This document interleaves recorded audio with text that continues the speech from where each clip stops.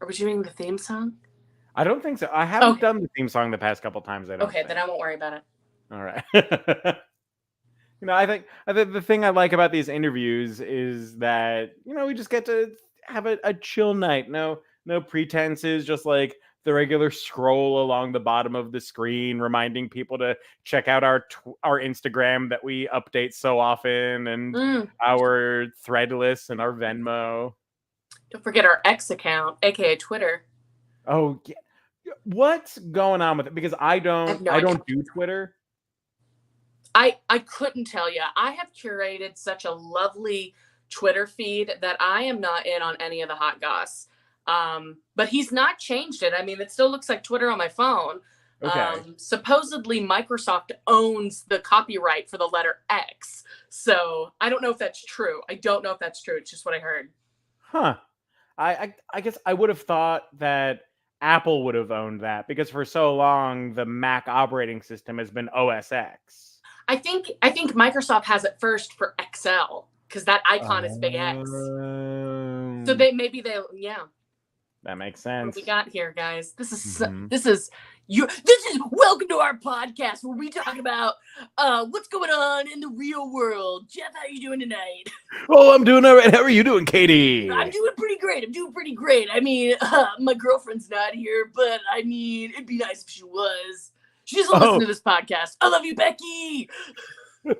Yeah, the one thing I know about Becky is that she's all up in Threads right now. Are you on Threads? Man, Threads is like the thing I got on my sheet. I got 300 Egyptian cotton related threads going out there. So if you want to know all about what sheets you need for your bed and how to keep your lady happy, you come see me, Katie on Threads.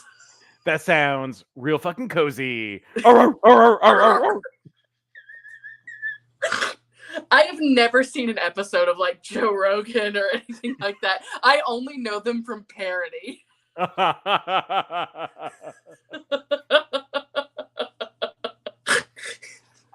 don't know why I associate them in my brain, but I was always more of a fan of Mark Maron. Who is that?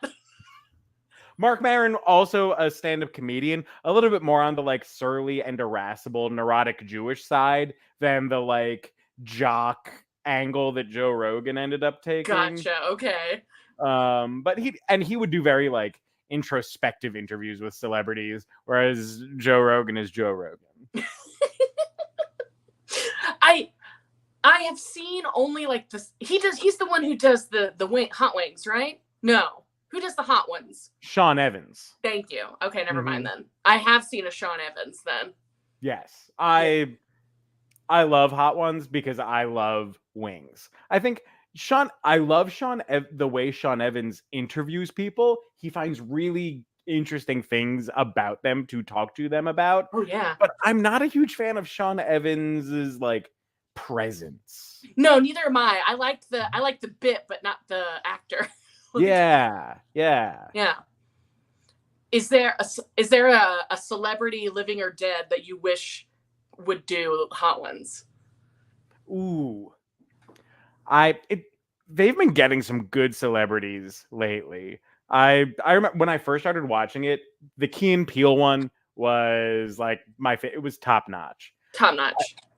I don't know if Seth Rogen has done hot ones yet or not. Ooh. But I would enjoy seeing that. Okay, yeah.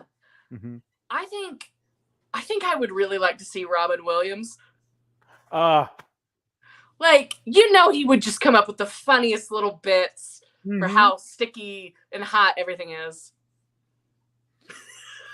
God, I had the chance at one point in my life.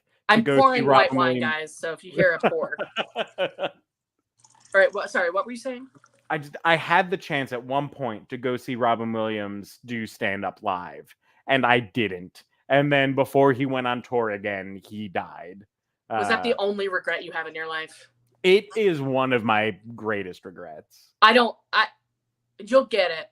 You'll get it in whatever afterlife there is. It's definitely whatever afterlife there is, Robin Williams is headlining, all right? I hope so. the two comedians that I wish I could have seen that were alive when I was alive, I was just young or didn't have the means to do so, Sure, are sure. Robin Williams and George Carlin. Ooh, yeah. Yeah. Do you feel inspired by them in any way? Yes and no. They are not comedians that I would consider to be like, if you watch them, you get me or you get my style. Okay. But George Carlin, when I was growing up, my parents watched all of Bill Cosby's stand-up specials, Okay. and I will forever hate him because he was the person that got me into comedy, and now it comes out that he's a piece of shit human being. Okay. It's okay. What you knew at the time was good for you. Right. And so that was like, my parents approved of this. And then my sister, who is a little bit more on the edgy side, was real into George Carlin. And so she Okay. let me listen to George Carlin. Did she have a CD of it, or was this She had a iPod cassette tape. shuffle? What? A cassette tape. A cassette tape? You're not that much older than me. Old enough. I still own a Walkman, Katie. You have it. Where is it? It's in my bookshelf in a bag because I Wow. fixed it up back when I was teaching. I fixed it up and did a lesson on audio media because I had found a bunch of Edison phonograph tubes at an antique store. And How so I much were brought those in going for? what? How much were those going for? $5 A piece or the whole box? a piece. That's not bad. It's not. Now, granted, one of them did not last a period. Well, all right. It like crumbled into students' hands. But so I brought in one of the phonograph tubes. I brought a record. I brought an 8-track, brought a cassette tape, brought a CD. And like we had a discussion about the evolution of audio media. Jeff, you would have been my favorite teacher. You know what? I take that back. You are my favorite teacher. I learned most of my improv under your wings. I loved teaching you guys improv. It was fun. How about you, Katie? What Oh, you guys are thought your this was going to comedy be a Katie influences? interview? No, joke's on Jeff. I'm interviewing Jeff. No. we don't have time for this. No, but who were your comedy influences? So my dad is a very, very wholesome little guy. I'm going to call that wholesome little guy. He doesn't watch a lot of crass things. So I think many of us grew up on like Andy Griffith. So I love Barney Fife. I relate to him in some deep spiritual way. Like just how well he can hold a straight face is baffling to me, and how honestly, like as I've gotten older and I've rewatched these episodes, he lives very honestly in that character and very genuinely. And I have to remind myself that's the goal, is to live truthfully and authentically. And it just happens to be funny at the same time. So definitely that. Similarly, Lucille Ball, love. It was. This was a very simplistic way, but it was nice to see a loud redheaded woman be funny and be celebrated for being funny. It just, those few things made it feel okay for me to use comedy. I loved Johnny Bravo. Like, I love a good one-liner. I kind of like a himbo. I think it's okay to like poke fun at that kind of, like those kind of jokes. I just thought they were good. Who else? Try to think. I love John Mulaney. Like, I think his way of storytelling is very compelling and very true to me and how I see the world. So that's very fun. I'm sure there are more. I'm sure I'll think of more, but those are a few that pop off the top of my head. Oh, no, I like Nicole Byer as well, because she is just so versatile. And I really didn't get to know her until I started listening to her podcast, Why Won't You Date Me? And again, it was exciting to hear the perspective of like another plus size woman. And like she is so funny, and don't listen to her if you've got kids in the car. That is not a place for that. But I would highly recommend that podcast. It's very entertaining, and she has a lot of really cool perspectives on life, I think. Nice. Yeah. It's funny you say that, because I think the first time I ever was exposed to Nicole Byer was on an episode of The Good Place. And the way her character was on The Good Place, I went, oh, this is what Katie Noble's going to be like when she gets famous. Well, thank you. I appreciate that. Yeah. If you've not seen The Good Place, that's one of my favorite television shows. I really, really love The Good Place. What about The Good Place? Like, what makes that one of your favorites? Well, I've been on a roller coaster with my spirituality. So it was wonderful to see the afterlife and how it's portrayed in this kind of goofy way with all these weird rules and all these weird things. And watching Kristen Bell's character address selfishness is so well written. But at the same, while they're handling these very heavy ideas of the afterlife and like what makes a good person, they're doing it all with this fun gloss of comedy that I really enjoy, and is a way I see the world. Because if I know people are like, don't make a joke about your sadness, or you know what I mean? Like, I think we all do, and it helps us get through. If you can't laugh at it, then you got to find a different way through it. And laughter has been, for me, the easiest way to get through the moments of sad. And yeah, go ahead. No, I'm agreeing with you. Oh, I said to my improv kids a couple of days ago, in the first week, I said, I don't think any of us get into comedy because we're innately happy people. Right. And I think, Jeff, you have a story about like how to identify what's funny or something like that. And somebody's on, the example you gave is like a car's broken down on the side of the road and somebody is changing a tire. Like, what's funny about the situation? And you pointed out like, oh, his butt crack's hanging out. That's pretty funny. Like, like, there's always something to observe and be like, isn't this weird about being human? And I've taken that with me as I go. Nice. Yeah. Is there one of the philosophical or moralistic views that were sort of laid out in The Good Place that you've been like, I dig that?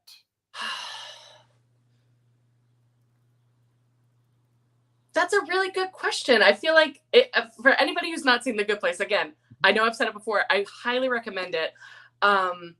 Nothing really sticks out to me, but a lot of individual things did.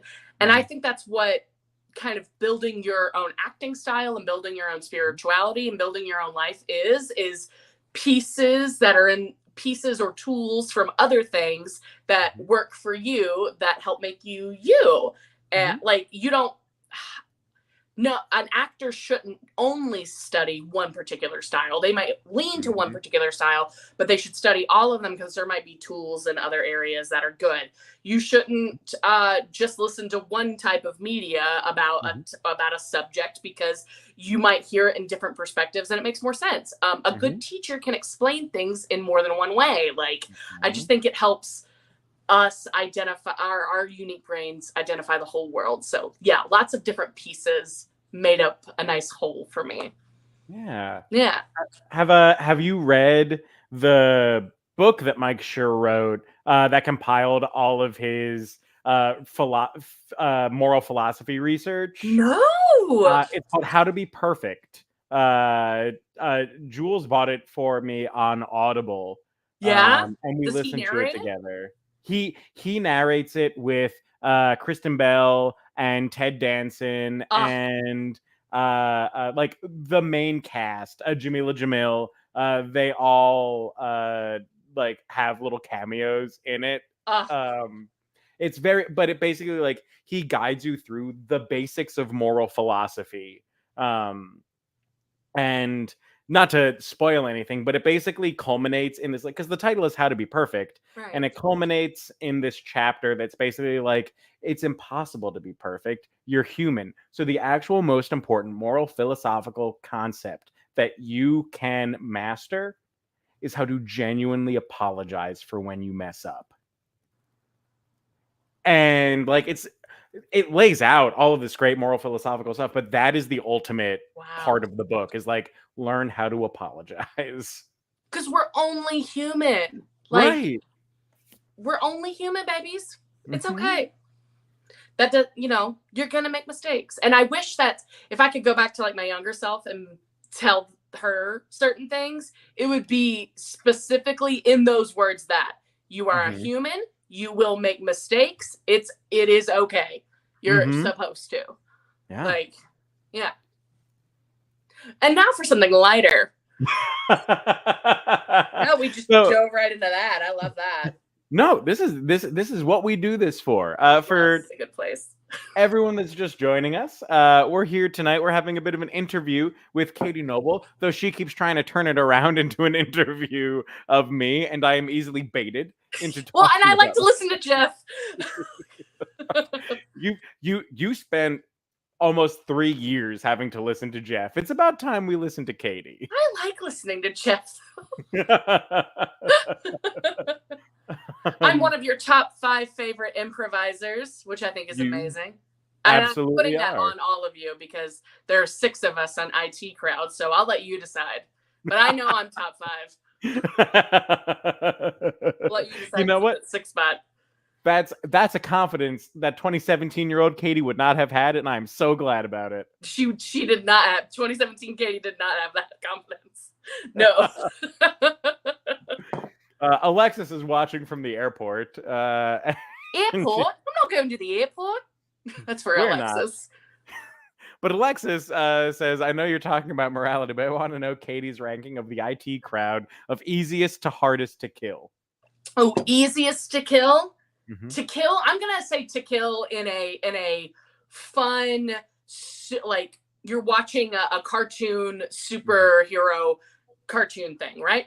Mm-hmm. I think the easiest to kill would be Jonathan. And here's why. We both have a Southern background. I just feel like I could play him like a fiddle long enough to get him alone and get him dead, right? Mm-hmm. Mm-hmm. You just unplug the CPAP machine and I would never. I would strangle with my own hands. Second easiest to kill, for a similar reason, Haley. She wouldn't see it coming. She's too trusting. I have her right where I want her. She's right here. So if she knew it was coming, though, that would be a different story. But I don't think she would know it was. I think I could be slick enough to like be sneaky past her. Somebody I can't be sneaky with, though, is Alex Stompoli. Alex Stompoli, number 1, tall. Number 2, buff as hell. I might be able to be sneaky, but I am not faster than him. I'm not faster than Haley either, but I feel like I could sneak up on her a little bit quicker. Element of surprise. So I feel like he would be very hard to kill, but ultimately I think he would let me win. Because I think he is, I think he's such a good friend that if I really wanted it, he'd just let me do it. And then Alexis would be the hardest to kill, number 1, because I love her so much. And number 2, she's a better climber than I am. If she gets up in a tree, I can't get her down.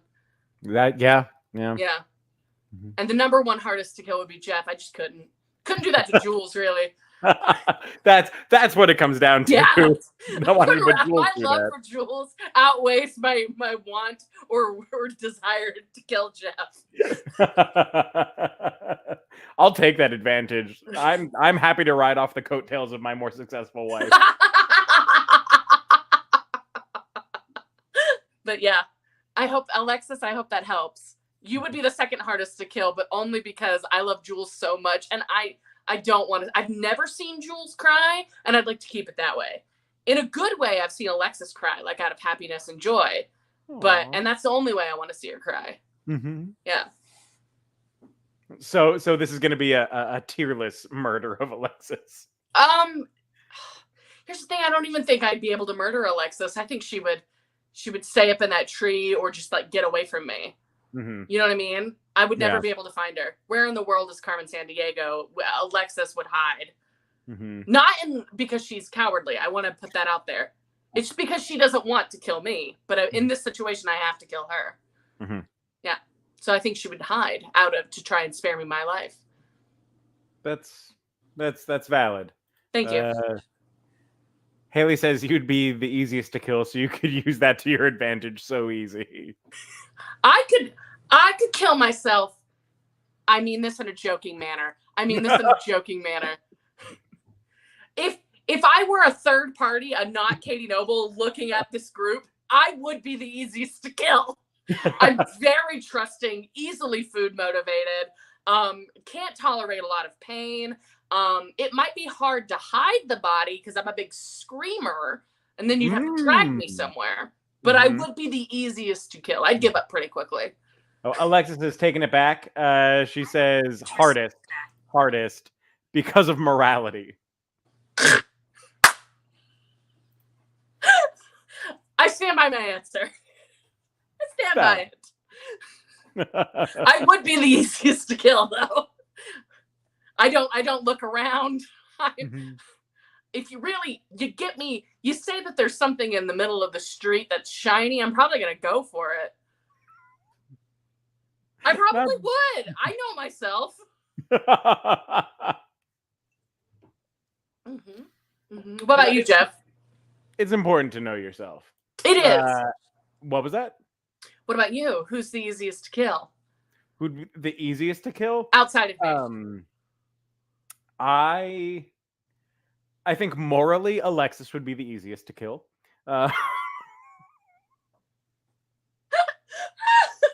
No, morally, I couldn't kill any of you. It would have to be because something has overtaken me. It does. It has to be like a Jennifer's body, like I am possessed, or if you've not seen Jennifer's Body, I encourage you to add that to your list. It's excellent. Back to Jeff. A very good movie. It's an excellent movie.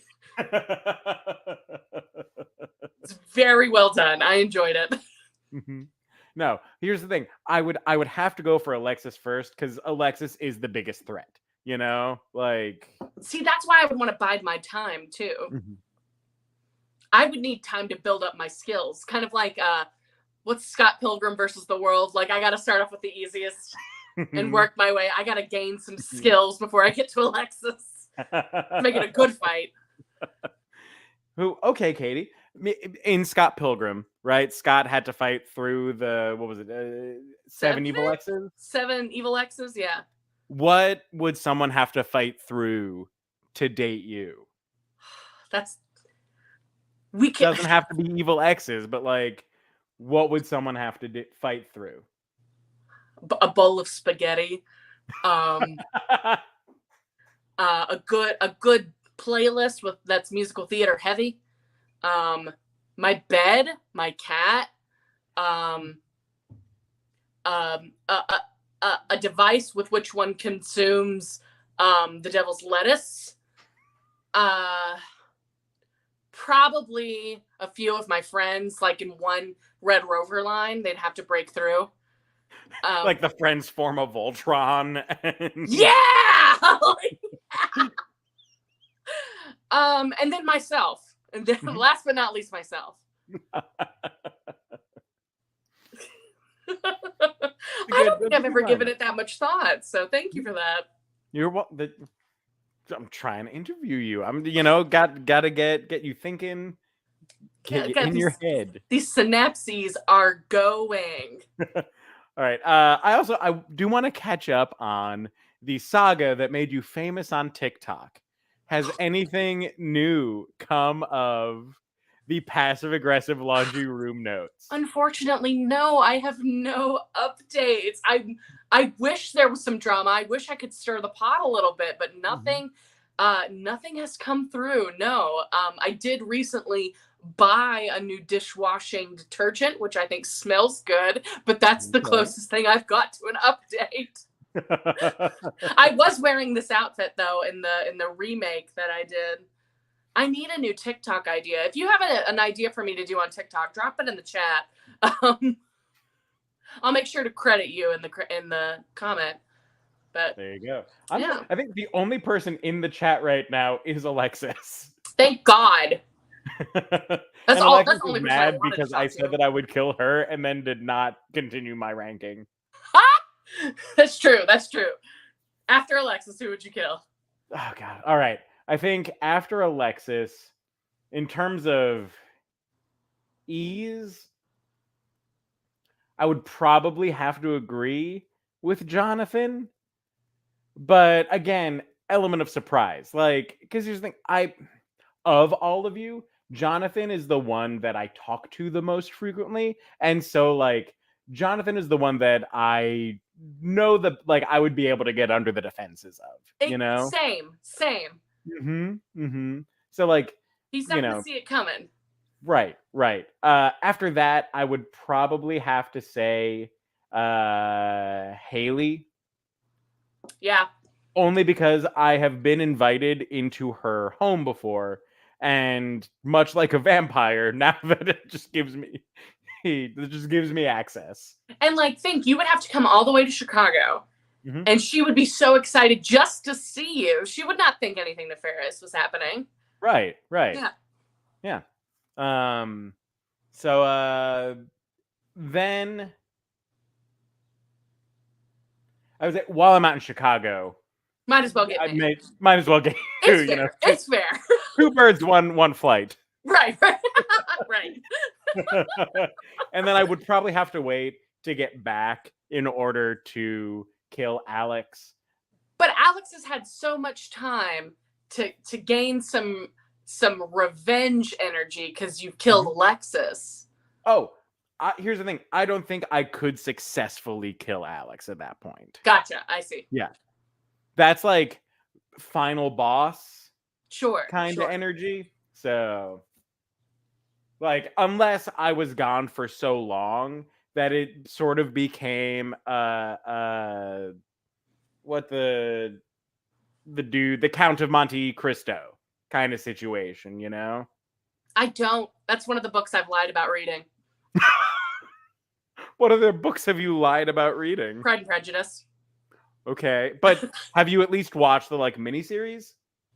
No, I've only watched the Keira Knightley version.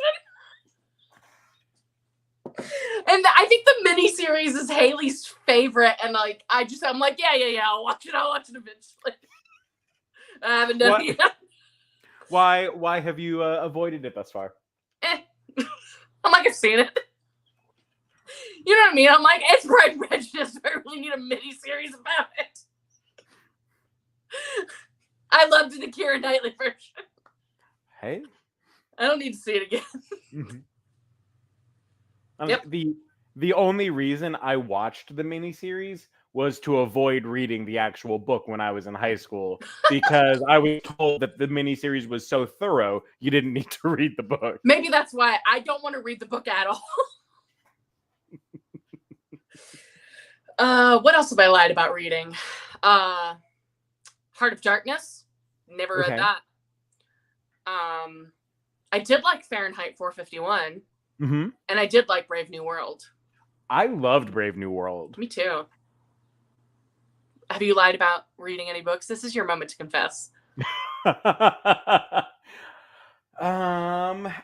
have probably lied about reading many books. Like I enjoy reading, but I don't. It takes me a long time to read. Same. Like my friend Jeremy lent me a trilogy, the Broken Earth trilogy by N.K. Jemisin. Amazing books. It would take me a month to get through 100 pages. But then once I got through that first 100 pages, I'd read the rest in a week, you know? No, yeah, I get you. I'm reading Women Who Run with Wolves. And I kid you not, I just got to like page 160. And it's I've had the book since January. Like I like to sit and process it. I like to I like to read it out loud to myself because I'm that self-indulgent that I want to hear my own voice all the time. Yeah. But it helps me. It helps me comprehend what's happening to read Mhm. it out loud. Even on like standardized tests, I'm the person like mouthing the words to themselves because it just helps me process. Mhm. So it just takes me a while. Yeah. That's Do you do audiobooks? I do audiobooks, and honestly, I only started doing audiobooks this year, and because of that, I've read more books this year than I think I have in the last 5 years combined. Nice. What have you go? I City of Girls, which Mhm. is written by the same lady who wrote Eat, Pray, Love. So it's a slow Okay. burn book. But the Mhm. end I thought was worth it. I also really like the voice actors in it. It was very Mhm. entertaining, but it's about this young girl who goes to New York to live with her kooky aunt who runs a theater. And like that's kind of it, and it's pretty good. Mhm. Um, this here Flesh, which is by Cole Riley, and it kind of talks about spirituality. Really enjoyed that. I'm currently listening to Alex's recommendation of They Both Die at the End, which I'm already mad that they told me the ending because I'm in love with these characters. Uh-huh. um what else? I've read like a few, like I've read a couple more, but that's really changed the game for me is Mhm. audiobooks. Yeah. Yeah. I'm I'm right there with Emily Germano, where like I have a book that I'm reading and I have a book that I'm listening to. Yep. And usually the book that I'm listening to, I go through way faster than the book I'm reading. Well, another one of the books that I'm kind of, if I'm too like awake to Mhm. read Women Who Run with Wolves, I've been reading Kingdom of Trash, which I think I recommended last time I was on here. Yes. So yeah, it just takes me a while to read it, but I really enjoy it. If you guys have comment or if you guys have recommendations, drop them in the chat. I love the Libby app. Libby. Nice, nice, nice. But because I like to listen to things, I do like podcasts. And Mhm. lately I've been listening to Dungeons and Daddies, which is a D&D-esque podcast. I It's love Dungeons and it's Daddies. fantastic. This is my second full listen through. Like I'm so excited. What where have you been? Are you caught up, Jeff? No, I'm maybe like 3 episodes behind because I started Okay. focusing on an audiobook that I was listening to. Gotcha, So, gotcha, like, gotcha. I listen to an audiobook and then until I get another Audible credit, I catch up on my podcasts. Well, that makes sense. That makes total Mhm. sense. So you're in season 2, Oh, the yeah. with the teens, right? Yes. We got to talk. It's Uh, fantastic. Megan Jones's husband, Ian, Yeah. because they're the ones that got me listening to it. Last year, he bought me a deck of daddy things. Oh, I love that. Do you have it? I do. I keep it by my desk most of the Oh time. my god. Of course, now I can't remember exactly where it is. So Here it is. guys, if you want, if you're not really familiar with how done, oh my god, it's fantastic. If you're not really familiar with how Dungeons and Dragons works, or if you're like, I'm interested, this seems like something I'd be interested in, but I'm not sure if I want to play, I highly recommend Dungeons and Daddies. It's very accessible. They're very funny. And they play D&D so creatively that I feel like I'm playing with them. Mhm, So I 10 out of 10 would recommend. mhm. Yeah. The dungeon master, Anthony Birch, was a writer on Borderlands 2. So if you like that style of humor, then you will really like Dungeons and Daddies. And then the rest of the cast, all from the Rocket Jump YouTube channel. So super funny, creative. Yeah, Katie. What's Borderlands? Is that a video game or something? I don't know. Borderlands is a video game series. Very irreverent sense of humor. Okay, thank you. Hmm. Hmm. So, is that how you would describe your humor? Is mildly irreverent? Mildly irreverent, I'd Yeah, say. Yeah. I Yeah. like that. I feel like that's peppered in to everybody in Thorn Hmm. and external. Really, if you've been to a Ren fair, you've got a little bit of the irreverent peppered into your humor. Absolutely. Have you watched oh, a night with Beverly Loughlin? No. Okay, so did you watch Brooklyn Nine-Nine or Yes. The Office? I love Brooklyn Nine-Nine. It's one of the shows that Jules and I fall asleep to every night. Fantastic. So it's Jake Peralta's nemesis. Doug Judy? Yes, it's Doug Judy. It's Doug Judy. Thank you. It's him and April from Parks and Rec and a few other key people. But she's this unhappy housewife who sees an ad for a magician named Beverly Loughlin, and she goes on a journey to be at one night at Beverly Loughlin. I think it's amazing. That sounds incredible. It's I've got to check amazing. that out. I also just watched for the very first time Charlie's Angels. Now I know Charlie's Angels was like a TV show in the 70s, but I'd never encountered it before. So I watched the Drew Barrymore, Lucy Liu, Cameron Diaz version. It's fantastically funny. And it is so clever and so stylized in how it does its action that I'm like hooked. I'm like interested in watching more Charlie's Angels. I thought it was a lot of fun. That's great. Yeah. What about the style hooked you? That it's a little bit goofy, and that there'll be like a one-liner that's like, I didn't know you were going to shoot me. Honey, you were my only shot. And like stuff like that. Like I live for, I wish I could write that kind of comedy. And I feel like there's something blocking me that I can't see what makes the magic of it. I think I just like enjoying that kind of comedy. I think it's so funny. And so charming in a way. So yeah. Okay. Yeah. All right. So Katie. Yeah. We've talked a little bit about influences, but like if you were going to tell someone, watch this, and this, and you'll get me. Like you will get my sense of humor, you will get me. What is it? The Emperor's New Groove. High on that list. I think a lot of people really slept on The Emperor's New Groove, and it's gotten the resurgence that it deserves.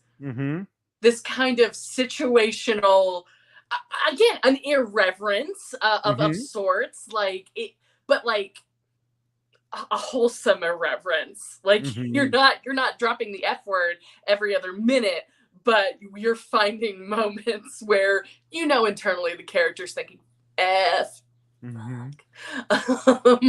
So definitely that.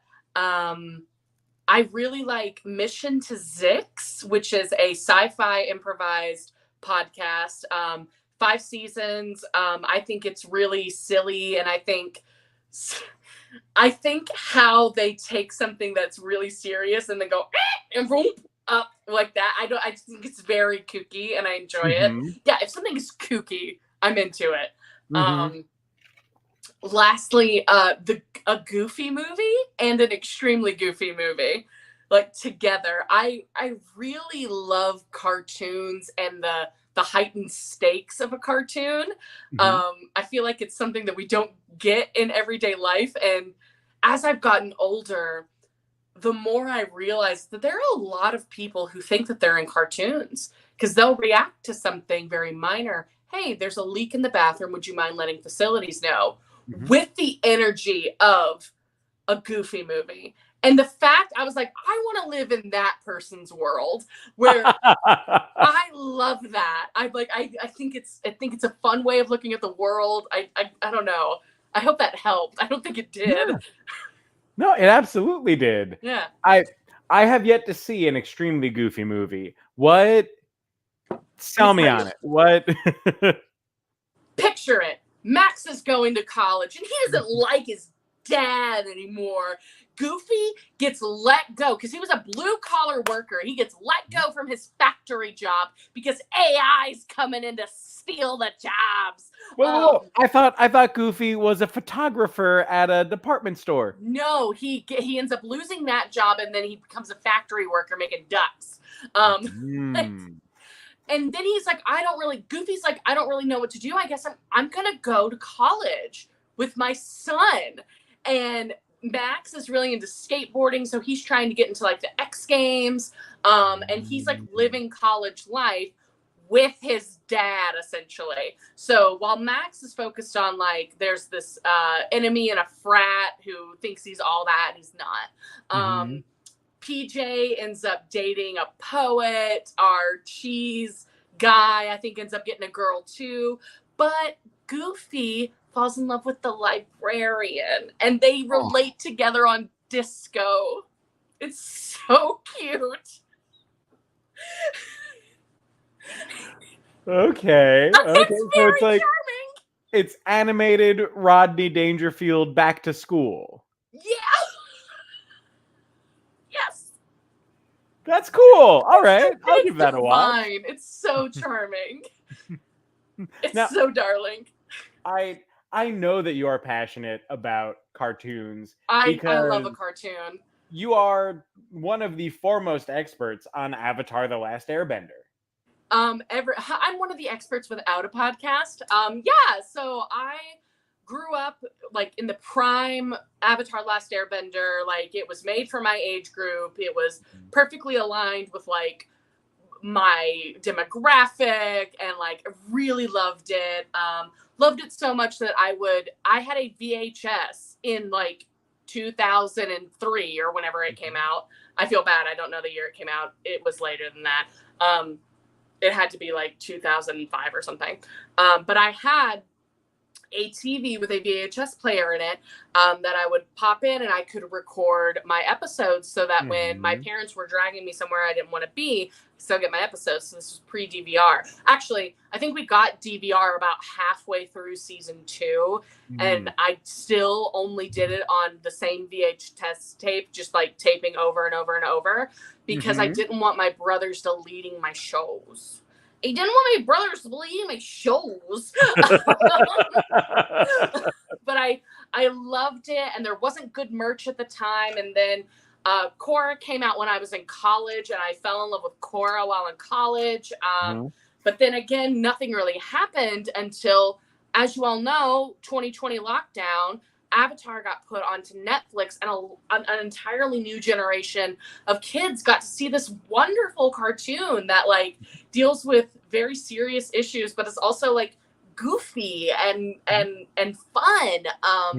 So yeah, I got thanks to Josh Khan, shout out to History Channel's Josh Khan, who sent me the Actors Access audition because they were doing a YouTube channel and they needed experts. So you can see me as one of the experts. I think it's like episode 5, whenever we start talking about the ships, the relationships on the show, I appear on that one. So yeah, I really love it. What lessons do you think people could take from Avatar: The Last Airbender that would make the world a better place? Iroh says in season 3 during the Tales of Boss and Say, he's actually being mugged by a guy and like, hey, buddy, you're not in your right stance. You're not really a big threat. You actually don't seem like a person who would be robbing people. What's going on? And he sits and he has tea with them, and he finds out that this kid is just like confused and scared. And he was like, no, but the kid is like, nobody's ever believed in me before. And Iroh says, while it is always good to believe in oneself, a little help from others is always a great blessing. So I'm a big believer, if you have a compliment, to say it. If that's commenting on somebody's outfit, hey, you look really great today, I just wanted to say you look nice. Or if somebody does a good job, tell them. You're not being corny, you're not being cheesy, you're expressing what you're seeing. If somebody, hey, it was really nice the way you talked to that cashier. Like, great job. Like, it inspired me to do something different. Like, tell people. Because you don't know what's going on and how in somebody else's mind, and how many times in your life have you been given a random compliment by a random stranger and it really made your day? Like, you never know when somebody needs a little pick-me-up. So that's one lesson.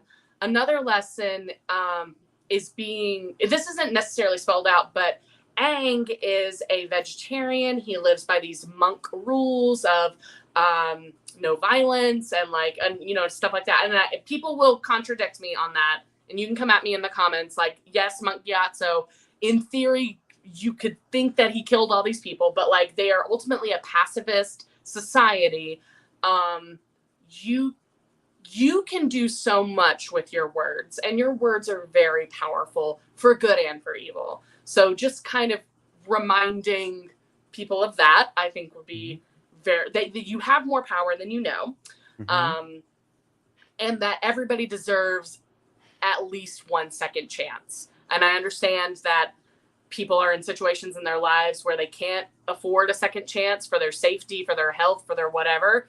Don't worry about that. When you can offer somebody a second chance, when it is safe and okay for you, it's always worth offering somebody a second chance, in my opinion. So yeah, that's what I would have taken away from that TV show. Those are beautiful lessons. I'll be honest, I was one of the people that had never watched Avatar until it came to Netflix. And that's okay. Like, yeah, you can still get these lessons, and it's a lot of fun. And I hope that you enjoyed what you saw. Like, I very much did. Yeah. Well, I've got the comics too. And I haven't read it yet. It's on my list, but I have the Rise of Kyoshi novel over here that talks more about Kyoshi. But I feel that the characters in Avatar the last year, I was a very lonely little kid, were my friends, essentially. They were the people who appeared in my daydreams and who I would play pretend with. And I liked to live in that world. Yeah. I think you would be an earthbender, Jeff. Am I correct in thinking that? Jules has also said the same thing. Yeah. You're a very grounded individual. What nation would you belong to? What would you bend? Now, this is not a diss on myself, but I think that I would be a non-bender in the way like Sokka and Suki are. So I think I would find my power in other ways outside of bending. But if I had to pick a bending, if you're forcing my hand to the fire on it, I think it'd be a swamp bender specifically. Yeah. I don't think I'd be one of the normal water benders. I think I'd be a swamp bender. Just innovative and like surviving where I can. Yeah. Yeah, but no, I will allow you to not be a bender if you'd like, but like, you know, in Legend of Korra, you know, a lot of technology came into things, and then Sokka was really martially skilled. So what would your outside of bending, where do you think you would find your strength in the world of Avatar? I don't know. I loved that May had knives. And I love that Alexis has knives. That's something I really love about Alexis. So she usually has, I know she's at the airport right now. She has a knife on her. Like, but you know what I mean? Like, there's a power and a gracefulness that I associate with knives and swords that I think I'd be that. Yeah. That's great. Thank you. Yeah. Knives. Hey. Allie Foley, who has been on IT Crowd before, was part of a theater company. Long story short, they did an open mic, and at that open mic, I did how to determine your best, like what your bending might be. And I did it with a combination of astrology. So like each sign is associated with a particular element, and hand shape, and then asking a few questions. So there are a few hand shapes that are associated with certain elements. Like if you get a kind of stockier hand, kind of a little bit like mine, like where my palm is about the same length as my fingers. Palm and fingers are the same length. You might be more earth inclined. If you have something a little bit more willowy, with a shorter palm and longer fingers. Short palm, long fingers, I think, was air. Long palm,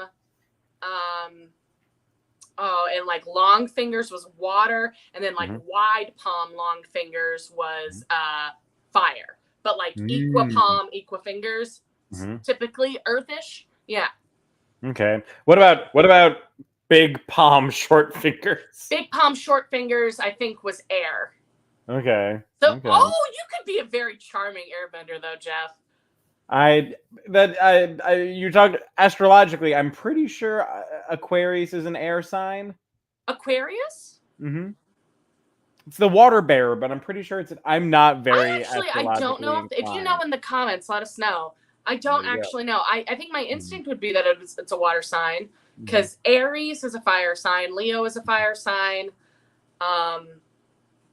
Virgo's earth, Mhm. Scorpio is water. Mhm. Scorpio's water. I don't know. I don't know. I'm sorry. I don't know. But Jules has also said that I would be an earthbender. I think you're an earthbender for your personality warmth. You make people Mhm. feel like included and safe.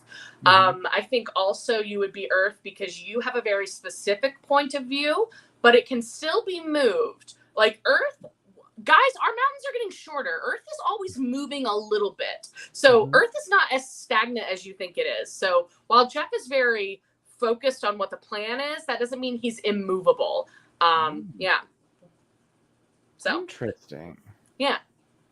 Very interesting. All right. I think you're an earthbender in the same way like Bolin is an earthbender. I could take Bolin. Yeah. Yeah. Not in the Okay. same way Toph is an earthbender. You're not that tough. Right. Not No. tough. Not you're tough in like a ha ha, but not tough in like a grr. Right. No. Toph, like, yeah. Alexis is our Toph, like, in terms of being Right. just like an But absolute somehow hard Alexis ass. is also a firebender, so Absolutely. yeah. She's if Azula was mentally well. Yes. Yeah. Anyway. If Azula was shown love as a child, we right? get Alexis. Which supposedly Azula is supposed to get an arc of some kind. In the comic books, there's a hint that she gets a kind of a redemption arc, but she ultimately ends up betraying the party. But I think she's kind of guided more to because we're supposed to learn more. Cause we're getting an Earth avatar, guys. If you didn't know this, we're getting an Earth avatar. And in that storyline, we're supposed to learn more about how Sokka dies and more about his adult life. And we're also supposed to see a little bit more of Azula, but that is neither here nor there. I'm only seeing articles on sketchy websites. Neat. Yeah. All right. So Katie, Yeah. before the show, I asked you TV, movies, or books. You chose TV. TV.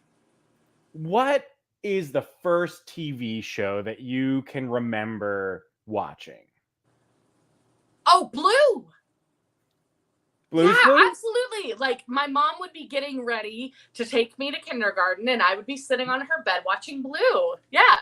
Blue's Clues. Nice. Were you cognizant enough to understand what was happening with Blue's Clues, or was it just like colors and puppy? This is cool. I think at that point I was like, I liked the solving of a problem. So anytime, and I also loved Steve's sketchbook, which I learned Steve did in an interview at some con.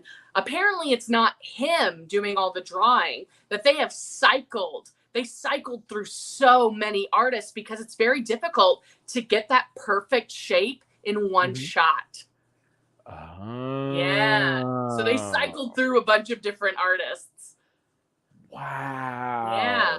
So I liked the learning how to draw because that appealed to me because I was a write on the walls kid. Did you get in trouble for writing on the walls? Yes, I would get and I didn't care. My mom should have known. Like, I would just do it again. Like, I learned nothing. Do you still write on the walls? Maybe. Oh damn. No. No. So Blue. Not that I have a security deposit. What I remember intensely. Like, I remember that the most. What about you? Nice. First TV show I can remember watching Lamb Chops Play Along. Oh my goodness, you were a Lamb Chop kid? I was a Lamb Chop kid. Wow. I was a PBS kid. You must have been at the very end of Lamb Chop's era. I want to say Sherry Lewis passed when I was in middle school. Yeah. Because like I grew up on Lamb Chop and Mr. Rogers, and like I watched PBS in the mornings well into middle school. Like I watched Arthur and Yes. Franklin and I all of that. loved Arthur and Franklin. Mhm. Yes. And Little Bear. Yeah, I wasn't as into Little Bear. I think because I had a Little Bear. Aww. Yeah, I had a Little Bear and I had a blue. I wish I still had that blue dog. Oh. Yeah. I remember meeting What happened to it? Magenta. Like Mm-hmm. Magenta is a boy, guys. Yeah. Anywho. And we all learned that when you put salt and pepper together, they make paprika. They make paprika, clearly. I also, I think a lot of us maybe on here grew up with this, but I grew up with VeggieTales in church. And did you have the VeggieTales experience, Jeff? No, they none of the VeggieTales are kosher, so. I think that's I shouldn't say I think that's bananas. I think that's really interesting because the VeggieTales only do Old Testament, so it's kind of funny to me that they're not kosher. I think actually I would also, going back to comedy influences, VeggieTales would break up their sections with Silly Songs with Larry, which we were singing about water buffaloes. Like it was very goofy and very silly, and some of the again, just a well-timed one-liner really gets me. I love a well-timed one-liner. Okay. And then we also did Zion News, which was real people, and we have VHS tapes of this in children's church. Real people who were giving the news of Bethlehem as if it were like CNN. And those would also be broken up with commercials. And my favorite commercial was Lot's Wife's Salt, and it was a restaurant that had a woman made of salt, and they would break off her fingers and put it in a little thing of salt. That's amazing. Oh my god, it was very good. And then my parents are like, "Why are you making jokes in church?" And I'm like, "Because they're ripe for the picking." Like, that's hilarious. Yes. My God. Jehovah, Yahweh. Anyhow, yeah, I grew up really religious, guys. And then I worked at a Ren fair. Can you believe? My parents were more excited to see the Amish than they were to see me when I worked at the Pennsylvania Renaissance Fair. Did the Ren Fair spark your sort of crisis of faith, or was that already happening? Oh, no. My crisis of faith started long ago. I was raised Church of God Pentecostal, which is a charismatic evangelical church, but even my church was considered mild among other Eastern Kentucky Pentecostal churches. But my crisis of faith started because it was in my last year of KYC Christian Youth Camp. We had a young person, I don't know what their gender is now, so I'm using they, them, who was clearly there because their parents thought they were gay. And this was my friend, like somebody who I enjoyed being around, whose company I really jived with. And I was pulled aside halfway through camp, and I was told I should no longer be hanging out with this person. And that's when the cracks started for me, because it didn't make sense that we were supposed to be loving and accepting under the love of Christ, but we weren't okay with what Jaron was doing, because Jaron wasn't hurting anybody. Jaron wasn't being anti-Christ in any way, you know what I mean? Like, they were just a person who felt love for the same gender as them. And I didn't think that really didn't sit well with me. So that happened. And then my papa, so I think a lot of us in Pennsylvania use, because that's part of Appalachia, use mama and papa, but my grandfather passed away, and he was not a religious man. And we were at his funeral, and they were like, he found God on his deathbed. And I was like, no, he didn't. You guys are lying. And then I saw, it's called The Christians, and it's a play by Lucas Hanath. And it's about a pastor who no longer believes in the existence of hell under a benevolent God. And it breaks his congregation. And I was like, I don't think hell actually exists either. And that's what kind of started it all. So I was a heathen long and before I came to the Ren Fair. Good to know. Good to know we didn't ruin you. Oh, no, not at all. I do want to talk about the Ren Fair in this last 30 seconds. I loved working at the Pennsylvania Renaissance Fair. One of my absolute favorite gigs I ever did.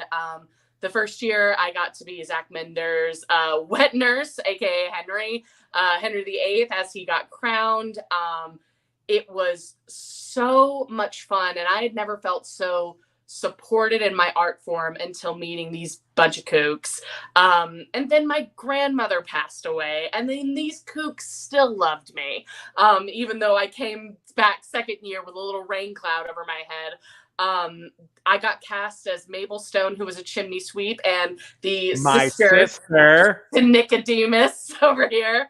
And I was still supported and loved, and I had a place to be, even though I didn't feel that I had that myself. So, and everybody who has ever attended the fair or worked at the fair or been a part of the magic of the Pennsylvania Renaissance Fair in any way, thank you. Because it's not just helping the people who pay tickets to come in and escape for a little bit. It's you never know the impact you're having on one of the actors. We love you guys so very much. And we are so grateful to have you guys in our corner. So thank you. And thank you for being here. So yeah.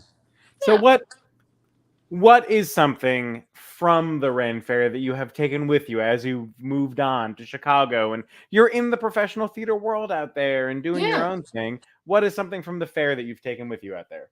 Choose joy. It's the best choice. It's the right choice. It's a choice that is inclusive. It is a choice that is celebratory and sustainable.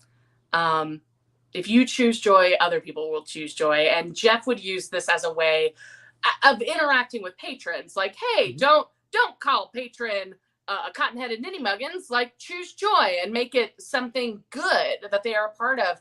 And that has just bled into every piece of my life and has improved my life exponentially, is choose joy. Because it's easy and it's free and it's helpful. So, yeah. Good job, awesome. Jeff. Hey, choose joy is Sheila Barton's life philosophy. I encourage you all to choose Happy birthday, Sheila. My last fair question for now. What was your favorite Ren Fair song? All for me grog, baby.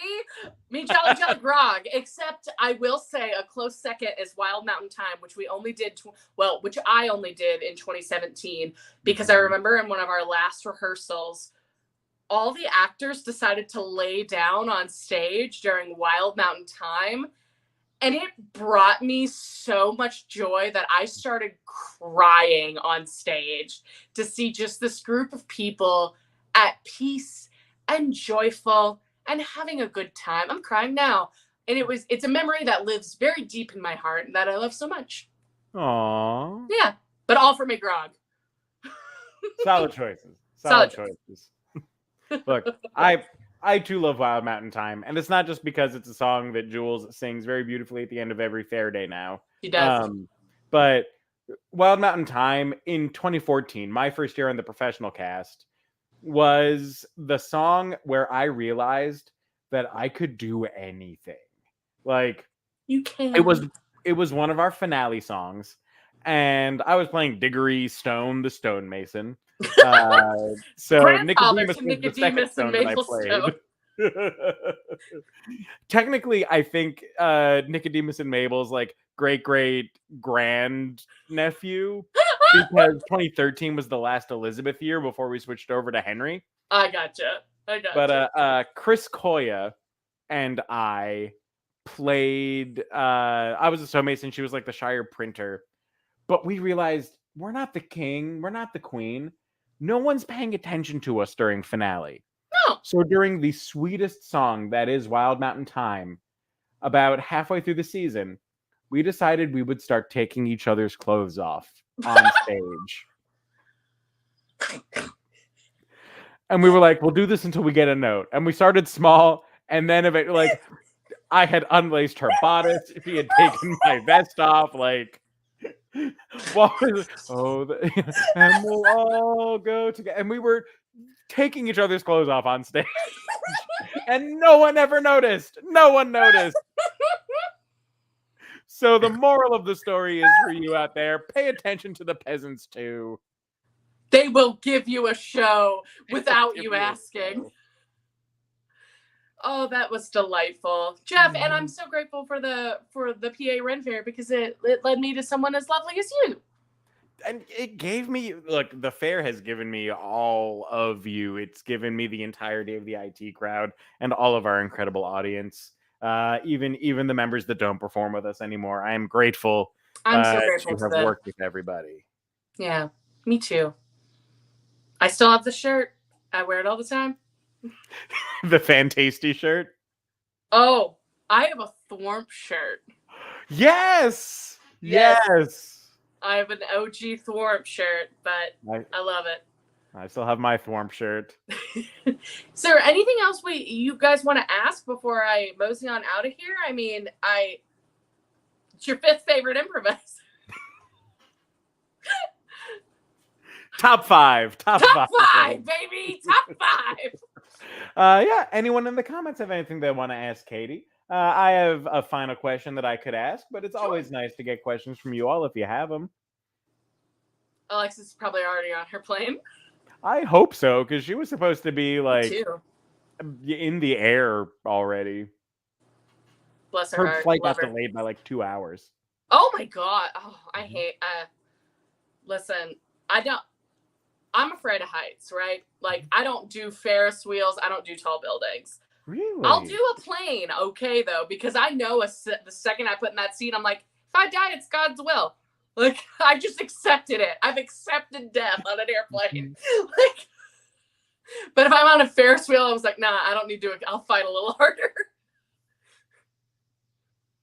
Like, I don't need to be up here. That's fair. All right, Katie. So you're out in Chicago. You work at the Goodman, but you are also an artist in your own right. What is a play that you still want to direct? Be it your own original work. You know, I know that you are a writer yourself, but you are also a director that, like, I remember one of the conversations that we had before you left the fair was that directing was an ambition of yours. Yes. And it wasn't something that we were able to offer you at the time. That's okay. But out in Chicago, you know, you directed Romeo and Juliet pretty close to when you first got out there. What is something that you still want to, a piece of art that you still want to make? So Sarah Rule of Eurydice fame, and the Vibrator play, if you guys know it out there, she does this wonderful adaptation of Virginia Woolf's Orlando. And Orlando tells a story of a young man who, by magical means, transitions to a woman. And kind of, Sarah Rule does this beautifully built ensemble piece of Orlando that I would love to direct, mainly because I want to cast Eli Lynn as Orlando if they'd let me. Yes. And because I had never met Eli Lynn. I don't know if you're out there, and I don't know if you're listening right now. Eli Lynn was one of those people that has made an impact on my heart that I don't think they realize the full impact of. And I just want to thank them for their strength and for their talent and for letting me breathe the same air as them for a little bit. Like, that was such an inspiring person to be around. And I hope one day that I can be a quarter of inspiring as they are. But Orlando as adapted by Sarah Rule, I would love to direct that. That's fabulous. And I can't think of a better note to end on than that. A note of inspiration and ambition and beauty. Thank you so much for joining me for an interview tonight, Katie. Listen, Jeff, any day of the week. If you just want to pop on here, we can talk about what food we ate that day. I'd do it. Heck yeah. Thank you, everyone who joined us for tonight's interview. We'll be back next week with Haley, and then the week after that, it'll be Alexis. So we're going in order from easiest to kill. That means that Alex is the easiest. He's too tall. He won't see us coming if we're real low. The air's too thin up there. Yes, He you just did. ran out. I hope you all have a phenomenal week. Katie, I hope you have an amazing You week. too.